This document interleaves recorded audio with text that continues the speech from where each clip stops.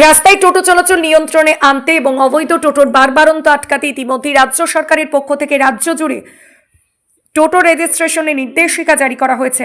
সেই কারণে এখন বিভিন্ন জায়গায় টোটো চালকদের সচেতন করার পাশাপাশি সরকারি নির্দেশ মতো তাদের টোটোগুলি রেজিস্ট্রেশন করানোর জন্য প্রশাসনের থেকে জানানো হচ্ছে। কারণ 31শে ডিসেম্বর হলো টোটো রেজিস্ট্রেশনের শেষ দিন। তারপর থেকে সরকারি রেজিস্ট্রেশনবিহীন কোনো টোটোকে রাস্তায় চলতে দেওয়া হবে না। সেই মতো সোমবার কাঁকড়া ট্রাফিক গার্ড ও আরটিও দপ্তর টোটো অভিযানে রাস্তায় নামে এবং টোটো চালকদের সরকারি নির্দেশ মতো টোটো রেজিস্ট্রেশন করানোর কথা বলা হয়।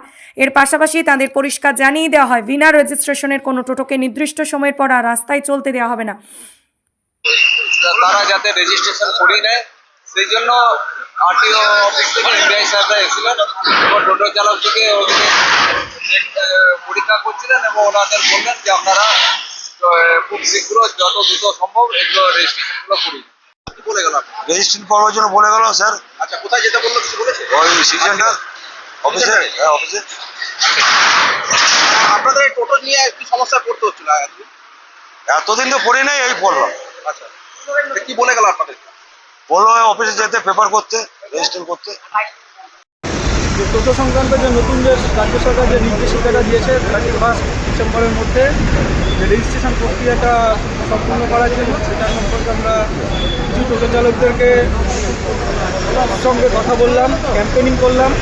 আজকে শুধুমাত্র তাদেরকে ওয়ার্নিং দিলাম যে বিষয়ে তারা যাতে সতর্ক হয়ে যায়। যারা টোটো চালক ভাই যারা আছে তারা প্রত্যেকে যাতে রেজিস্ট্রেশন নাম্বারটা কমপ্লিট করার পরে তারপর রাস্তায়, এটাই তাদের সাথে আজকে যে ক্যাম্পেনিং ছিল সেটাই ছিল মূল বিষয়।